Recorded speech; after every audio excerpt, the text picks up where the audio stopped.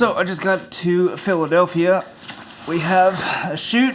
I got hired in as a cam op for this gig, and shoots tomorrow and kind of fly out the next day. Pretty quick gig, but I figured while I'm traveling, it'd be kind of a good opportunity to talk about the MacBook Pro, which is inside the bag, and kind of talk about this, 6-month review, and kind of really how it pertains to travel specifically. I travel a lot for work, which is why I bought the MacBook Pro. So let's talk about it.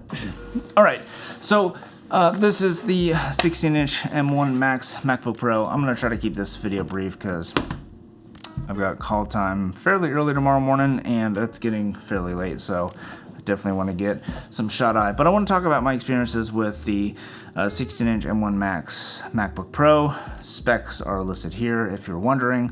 Just gonna give my thoughts on this as it pertains to traveling, and for me, I travel quite a bit. I'm a filmmaker, if we haven't met. Nice to meet you, thanks for dropping by.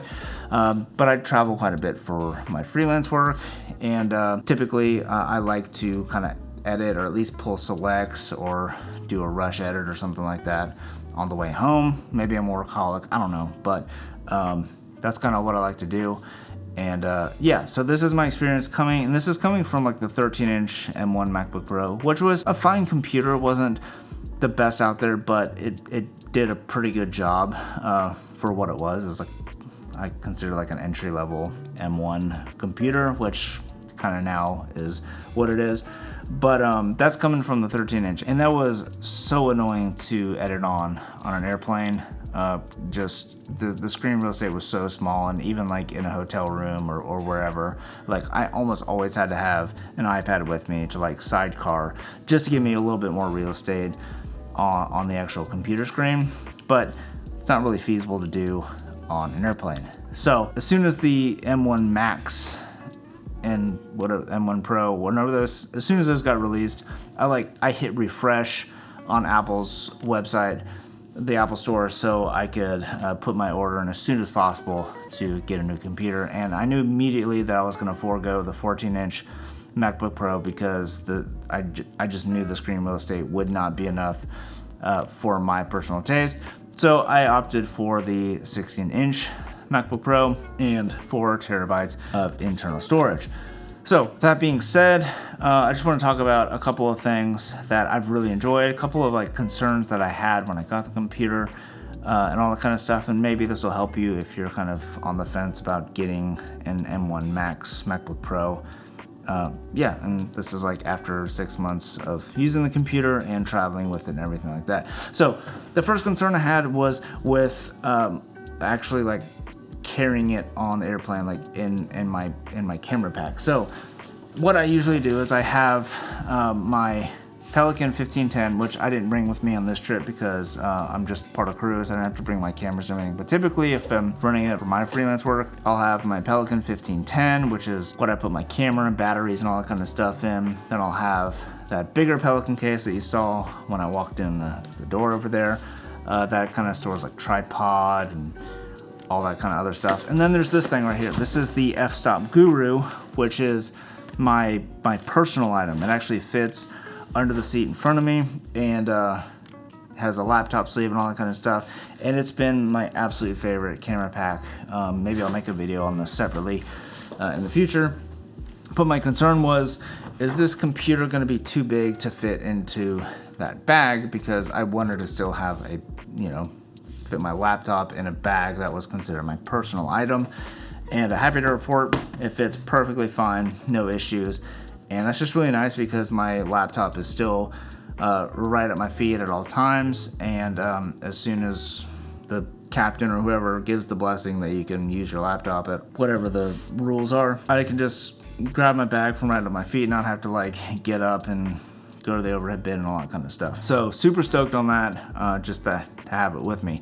Now the next thing is with my configuration, I got the 4 terabyte internal storage, and I absolutely love having that much storage because if I'm at a shoot, I'll just dump all the footage onto the internal storage, and then I'll dump it onto an external SSD as well for backup.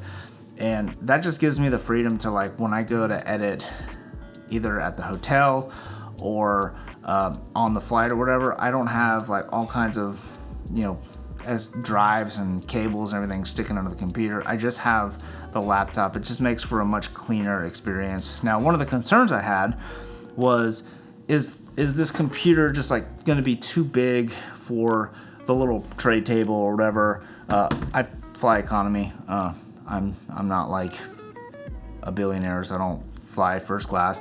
But my concern was like, is it gonna be too big of a computer for that little tray table? And like, am I gonna be taking up like all 3 other rows because of how big the computer is? Well, no, that's not the case. It actually fits just fine on the little tray table, and I've flown like Delta and United, Southwest, and American, like all of them, and they've all been perfectly fine, no matter what flight I go on. And yeah, as long as I don't have any cables or anything sticking out of the computer, it fits perfectly fine. I mean, it's a little tight, but I feel like it's a little tight no matter, even if you have your phone on the tray table, because like economy seats are just small to begin with. But I've never felt like I was like, you know, boxing out or anything like that to get space to type or anything like that on this computer. So with that regard, it's been perfectly fine. And yeah, space has never really been an issue, and that was kind of one of my bigger concerns when getting this computer. But happy to report, I've never really run into any issues where I felt like I was like super cramped or anything like that. So the very last thing I want to talk about is just the speed of editing, and that has been the best thing about this computer. I've never felt like this computer has gotten in the way of my edits. And what I mean by that is, like, on all my other computers, I felt like I found the choking point of all the computers really quickly, that I would have to either render footage or just wait for the computer to catch up, or like restart the computer or anything like that, just to kind of keep up with the edit. I edit on 4K timelines, you know, shooting on red footage, you know, red Komodo, Blackmagic footage, Blackmagic RAW. So we got R3D, Blackmagic RAW, R5, 1DX3, A7S3 footage, like all the footage that most computers hate. Up until this M1 Max MacBook Pro, I've found the choking point of computers pretty quickly. But with this computer, I feel like this has never gotten in the way of any of my edits, and that's pretty impressive. Now, I don't do any like motion graphics or anything like that, and I edit pretty much solely in DaVinci Resolve. I dabble in Final Cut Pro for some projects that I need particular plugins for, but I'm mostly in DaVinci Resolve, and not once has this computer choked up on me. And I color grade and all that kind of stuff pretty heavily, and like it still continues to amaze me as much as the first day that I turned this computer on. So even after 6 months putting it through quite a few pretty heavy edits, I'm still just as impressed as the day that I got it. So that's pretty much it. This is probably a terrible video, but I'm traveling, and right now we just moved into a new house, so don't even have a studio set up, so this is like as studio as I'm gonna get for now. So yeah, that's pretty much it. This is probably already a long video, but those are just kind of my thoughts on the M1 Max MacBook Pro. This is like purely a user experience video. This is not like a benchmarking kind of test. Like I said, I've made some test videos. You know, this is kind of like my after the dust settles video, and this computer still is an amazing machine. It's super fast, and works just as fast as the day that I got it. And there's nothing else more to say about that. So anyways, hope you found this helpful or useful or anything like that. If you did, maybe consider subscribing, all that kind of good stuff. Appreciate you watching, and hope to see you in the next one. Peace.